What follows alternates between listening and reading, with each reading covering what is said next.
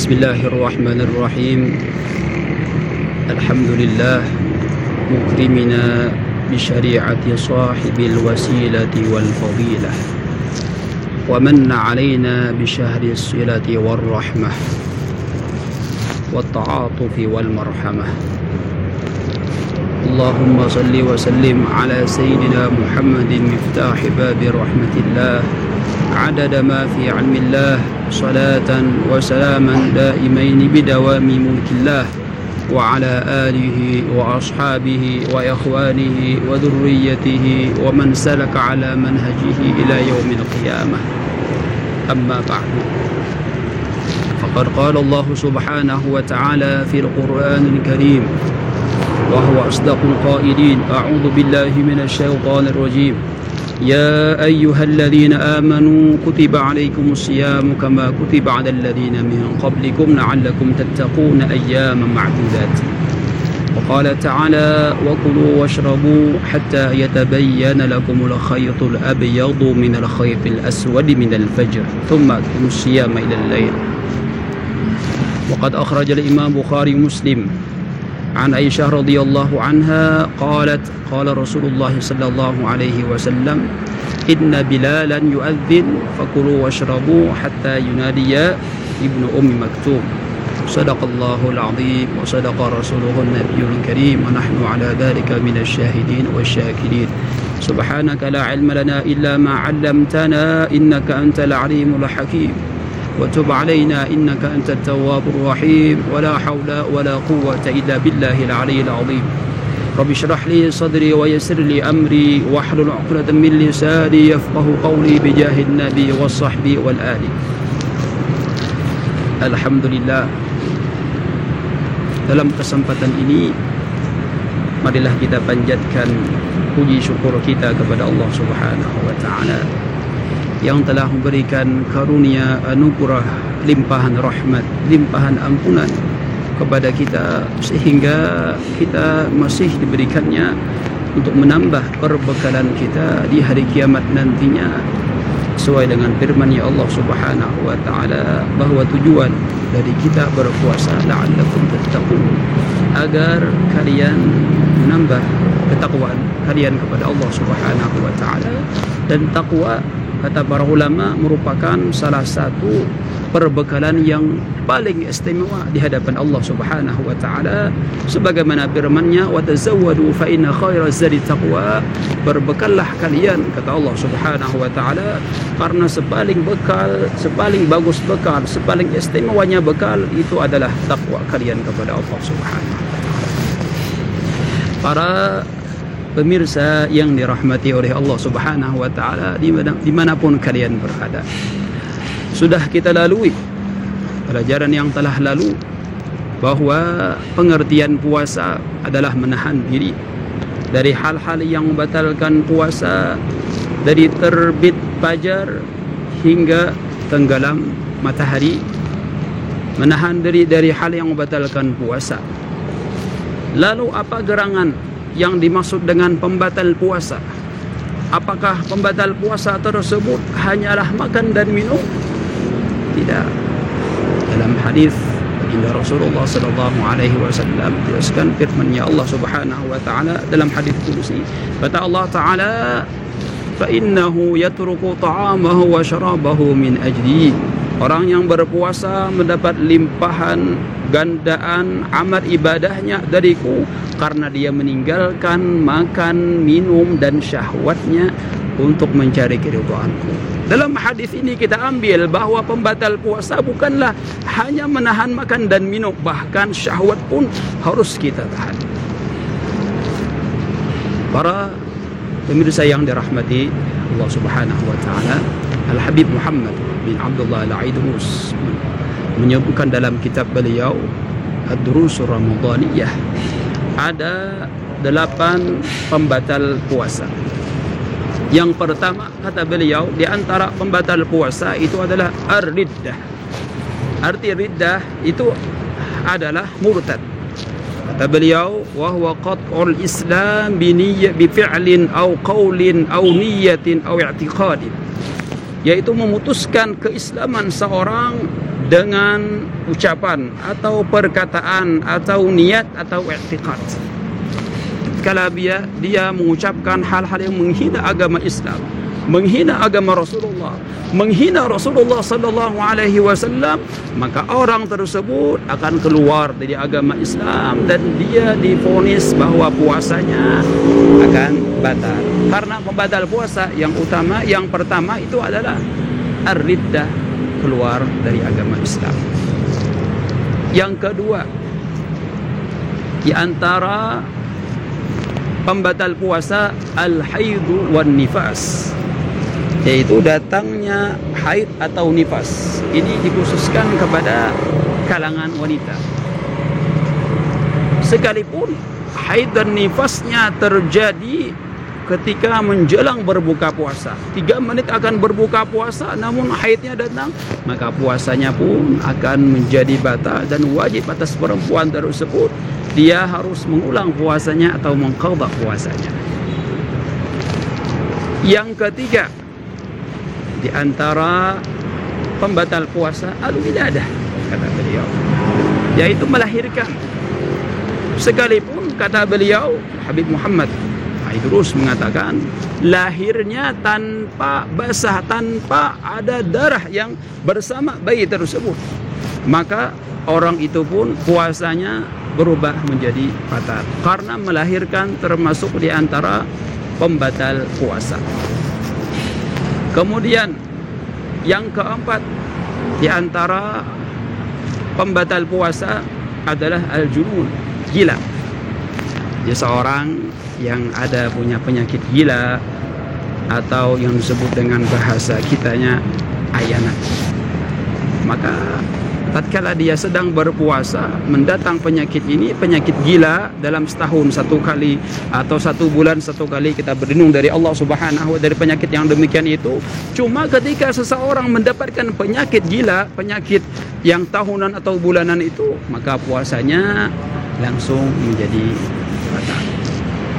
Kemudian yang kelima di antara pembatal puasa al-ighma was-sukur, yaitu mabuk atau pingsan. Kata beliau dalam kitab Ad-Durus Ramadhaniyah, ketika mabuknya, pingsannya bukan karena ulah diri sendiri, dia tidak mengambil hal-hal yang diharamkan oleh Allah Subhanahu wa ta'ala, secara tiba-tiba dia pingsan, atau dia mabuk, bukan ada hal yang mengambil daripada hal-hal yang diharamkan oleh Allah Subhanahu wa ta'ala. Dan yang kedua, mabuknya tersebut, pingsannya tersebut tidaklah melebihi daripada setengah hari. Kalau kita hitung puasa itu sekitar 13 jam, dari jam 5 sampai jam 6, jam 5 pagi sampai jam 6 sore, itulah waktu kita berpuasa.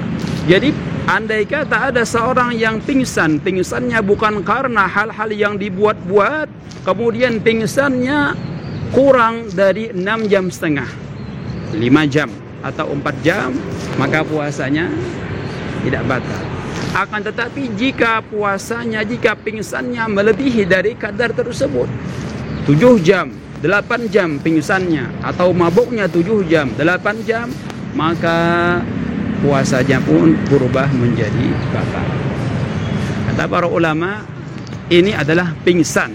Adapun tidur, tidaklah batal puasanya. Sekalipun tidurnya dari pagi sampai sore tidur, maka tidurnya tidak menyebabkan puasanya menjadi batal. Adapun sabdanya Rasulullah sallallahu alaihi wasallam, naumus shaimi ibadatun, tidurnya orang yang berpuasa dihitung ibadah. Itu bukan diambil secara mutlak. Kalau tidurnya meninggalkan salat, tidurnya tidak mengetahui dengan sekeliling lingkungannya, maka itu tidak bisa dikategorikan sebagai ibadah. Kata para ulama, tidur yang dianggap menjadi ibadah adalah tidur tatkala dia tidur, dia terjaga dari kemaksiatan. Maka tidurnya orang yang berpuasa seperti ini dihitung menjadi ibadah di hadapan Allah Subhanahu wa ta'ala. Kemudian yang keenam di antara pembatal puasa adalah wusulul aini ila ma yusamma jaufan. Sampainya sesuatu kepada hal yang dikategorikan disebut sebagai rongga. Ini masuk makan, minum.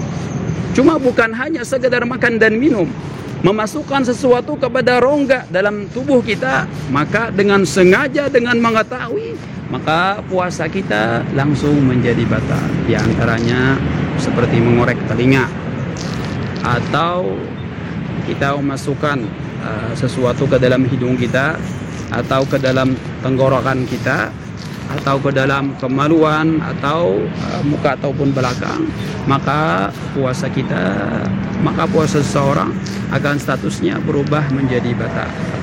Kata Habib Muhammad, sisnya ada beberapa macam hal yang perlu kita perhatikan. Di antaranya yaitu permasalahan suntik. Apakah hukum bersuntik itu membatalkan puasa? Sini ada beberapa pendapat dari kalangan para ulama. Ada yang mengatakan suntikan tersebut secara mutlak puasa kita akan menjadi batal. Pendapat yang kedua, ada yang mengatakan tidak batal, tapi dengan dua syarat. Suntikan ketika kita masuk ke dalam tubuh kita tidak batal. Pendapat yang kedua, pendapat yang pertama batal, pendapat yang kedua tidak batal, tapi dengan dua syarat. Syarat yang pertama, suntikan tersebut tidak ada mengandung zat yang membuat kita berubah menjadi kenyang. Suntikan tersebut hanya sekedar obat yang masuk ke dalam tubuh kita. Syarat pertama. Syarat yang kedua, suntikan itu tidak akan membatalkan puasa kita tatkala suntikan tersebut tidak melalui urat. Atau misalkan di sini otot atau di daerah pantat. Suntikannya tidak mengandung obat, tidak mengandung zat yang mengenyangkan tubuh kita, dan tidak melalui urat.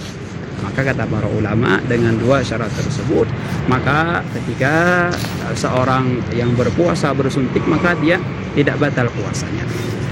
Kemudian permasalahan yang kedua, yaitu masalah dahak atau kotoran yang ada dalam mulut kita, lendir yang keluar dari tenggorokan kita. Apakah hukumnya menelan itu batal puasa kita? Kata para ulama, batal puasanya yang muktamadnya tatkala lendir atau dahak tersebut sudah sampai di tempat keluarnya huruf kha. Ketika kita mengucapkan lafaz kha, nah sampai di sini, lalu lendirnya sudah sampai di sini, dahaknya sudah sampai di sini, kemudian kita telan kembali ke dalam perut, maka kata para ulama puasanya menjadi batal. Kemudian permasalahan yang ketiga, memasukkan sesuatu ke dalam rongga kita, yaitu permasalahan siwak. Siwak, para pemirsa yang dirahmati oleh Allah Subhanahu wa taala, tatkala kita berpuasa, ya sunnah hukumnya, tapi ada aturannya. Tidak sekadar kita memakai siwak kemudian kita sudah boleh apapun yang terjadi, tidak. Kata para ulama, ada aturannya kita bersiwak. Tatkala kita mau bersiwak, siwak dalam hukum berpuasa itu hukumnya sunnah. Kecuali tatkala setelah tergelincirnya matahari, setelah salat zuhur sampai tenggelam matahari sampai waktu maghrib, itu hukumnya makruh. Namun Al-Imam Nawawi rahimahullahu taala ikhtara adamal karahah. Kata Imam Nawawi, siwak sekalipun setelah zuhur sampai waktu menjelang berbuka puasa itu tidak makruh. Namun kata para ulama, kita memakai siwak ketika bulan Ramadan harus ada aturannya. Yang pertama, aturan yang paling utama adalah siwak kita tersebut tidaklah basah. Tatkala siwak kita ini basah, kita setelah dibasuh misalkan cuci, kemudian kita siwakan. Nah, ini kalau kita menyuci siwak kemudian kita siwakan ke mulut kita, ini sama saja kita meletakkan air yang ada di siwak ke dalam mulut kita.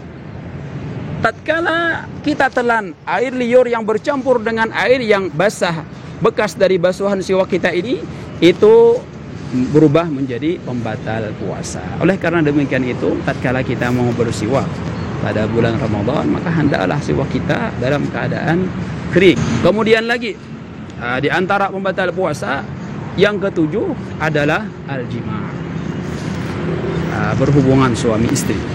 Maka itu termasuk dari pembatal puasa. Kata Imam dalam kitab Safinatul Najah, barang siapa yang membatalkan puasa dengan berjima', maka wajib atasnya mengqadha puasanya dan berdosa, juga ditambah dengan membayar kifarah. Bayar kifarat yaitu berpuasa selama 2 bulan. Yang pertama harus memerdekakan budak, kemudian berpuasa selama 2 bulan berturut-turut. Jika tidak mampu, maka dia harus memberikan 60 orang fakir miskin, memakani mereka. Kemudian yang selanjutnya di antara pembatal puasa yaitu al-istimna, mengeluarkan air mani. Maka puasanya akan berubah menjadi batal. Dan yang tambahan dari para ulama selanjutnya yaitu al-istiqa'atu bil ikhtiyar, yaitu muntah-muntah dengan sengaja.